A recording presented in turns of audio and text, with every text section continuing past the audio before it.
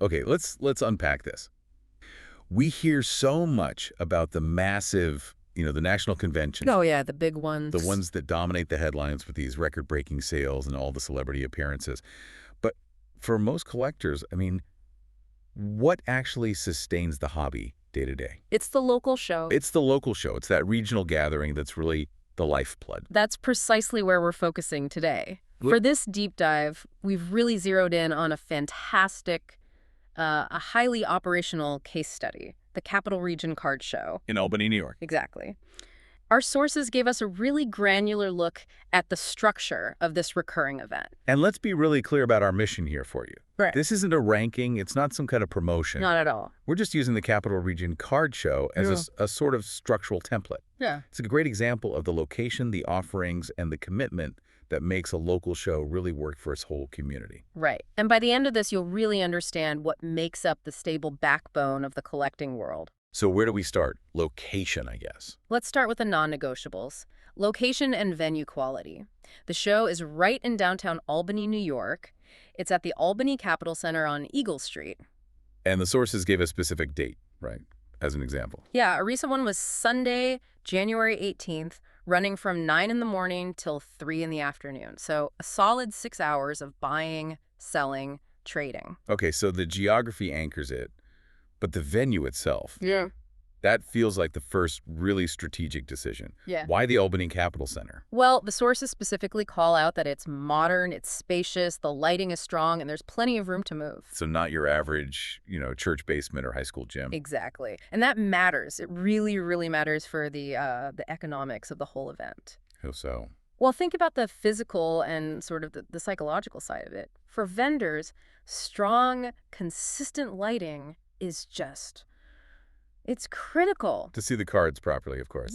Right. If a collector is looking at a high-value vintage card, the lighting has to let them accurately assess the condition, the edges, the surface. You can't be negotiating a four-figure purchase under some flickering fluorescent bulb. No way. The venue itself, it signals trust. That makes perfect sense. It sets a certain expectation for the quality of what's on the tables. It does. And what about the space? I know the big national conventions can feel like a total crush, just shoulder to shoulder. How does a venue like this change that experience? It affects both the vendor and the collector. With ample space, vendors can bring these large multi-table setups. They can separate their high-end graded cards from, say, their bulk commons. Creating different shopping experiences. Exactly. And for you, the collector, that space just reduces the pressure if you're looking at a vintage slab. And for anyone new to this, a slab is a card that's been graded and sealed in a protective plastic case. Right. So if you're inspecting one of those, you want room to move to look at it without feeling like you're being rushed or constantly bumped. That comfort, it probably translates into more purchasing confidence, especially with the pricier items. It translates directly. A professional environment allows for professional transactions. Okay, so the venue sets the physical stage, Yeah.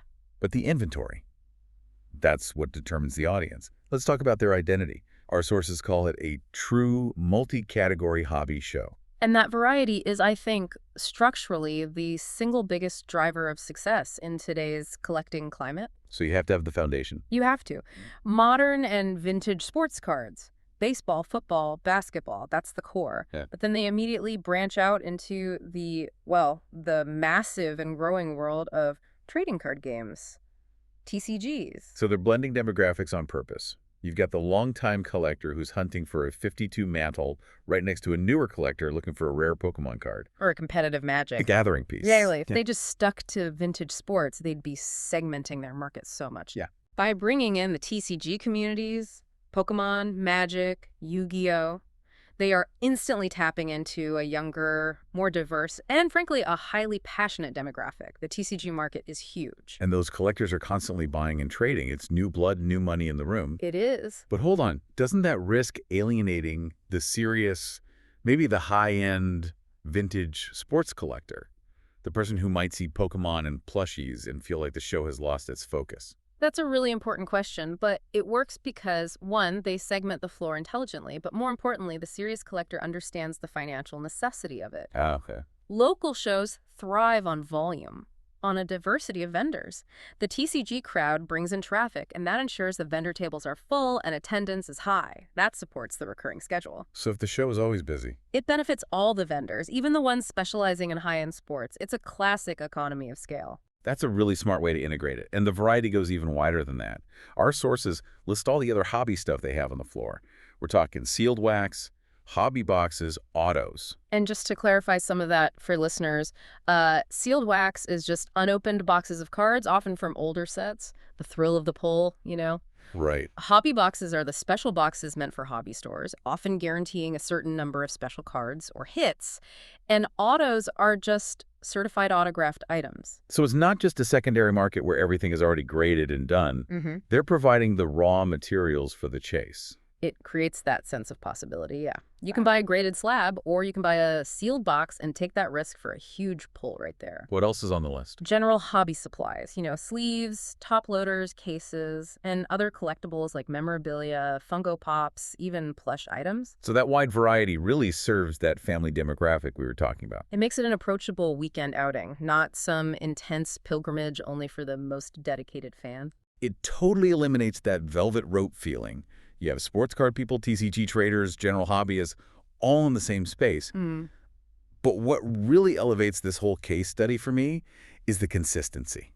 This is where it gets really interesting. This is where we go from just describing the show to analyzing its actual strategy. The sources really emphasize this part. The Capital Region Card Show is absolutely not a one-off event. Right. They've already scheduled future dates for February, March, April. They're signaling a firm multi-month commitment. And that predictability is a huge differentiator. If we connect this to the bigger picture, that reliability is the crucial structural ingredient. From the vendor's perspective, I imagine. Absolutely. If you're a small regional business selling cards, knowing that a professional, well-attended show is coming back to the same place every 4 to 6 weeks, that lets you stabilize your entire business model. So you can plan your inventory? You can plan inventory, budget for travel, and you can even invest in region-specific items knowing you have a guaranteed marketplace to sell them. It takes away a lot of the risk from those, pop-up transient shows. The vendor isn't constantly hunting for new spots. They know where their revenue is. Precisely. It turns the relationship from just transactional to symbiotic. And for the collector? For the collector, it transforms the show from a special event into a predictable, regular social hub.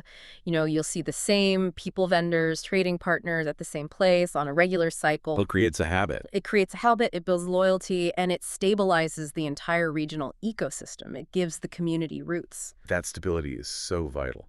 Okay, so let's talk about the actual experience on the floor, the atmosphere. Our sources describe it as leaning heavily toward accessibility. The culture is one where conversations happen, browsing feels comfortable, and deals are still part of the culture. Which is key. It suggests a really active trading environment. It's not a museum of expensive things you can't touch. It's a place where a high-stakes negotiation for a vintage key card might be happening right across the aisle from a kid trying to complete a Pokemon set with his allowance. The energy is dynamic. It balances the serious slab business with the fun of just digging through dollar bins.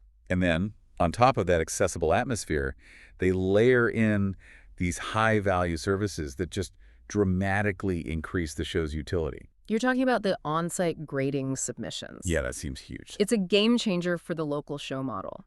Specifically, submissions through major companies like Beckett and SGC. So historically, a local show was just for buying and selling. Right. Now it's integrated into the process of advancing your collection. Why is that efficiency so crucial, though?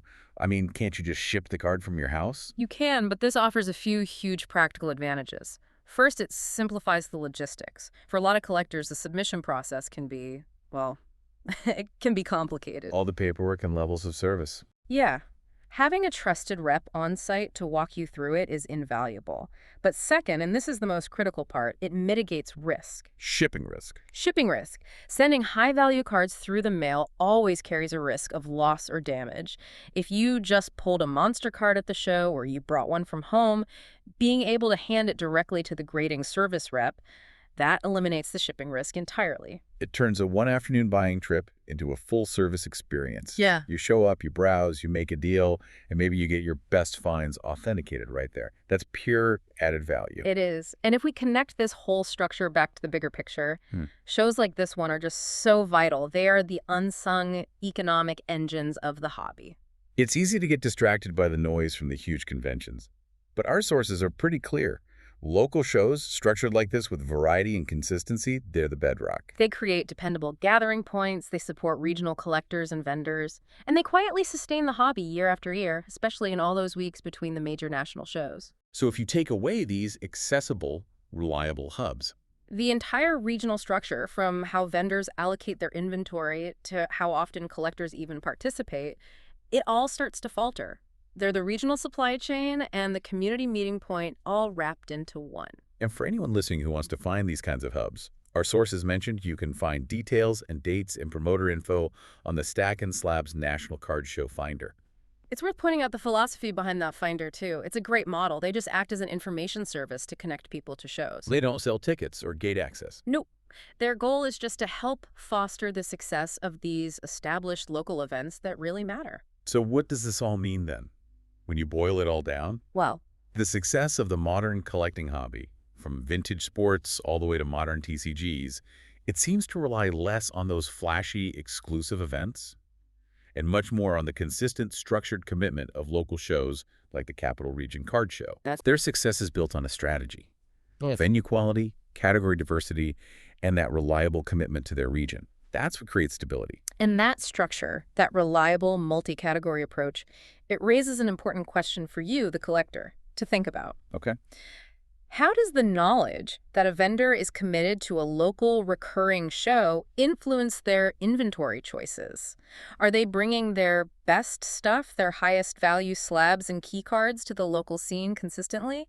Or are they saving those top pieces exclusively for the big national conventions?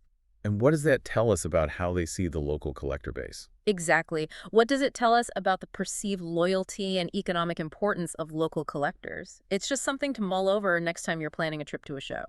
That's a fascinating thought, that idea of inventory allocation. We'll definitely have to dig into that in the future.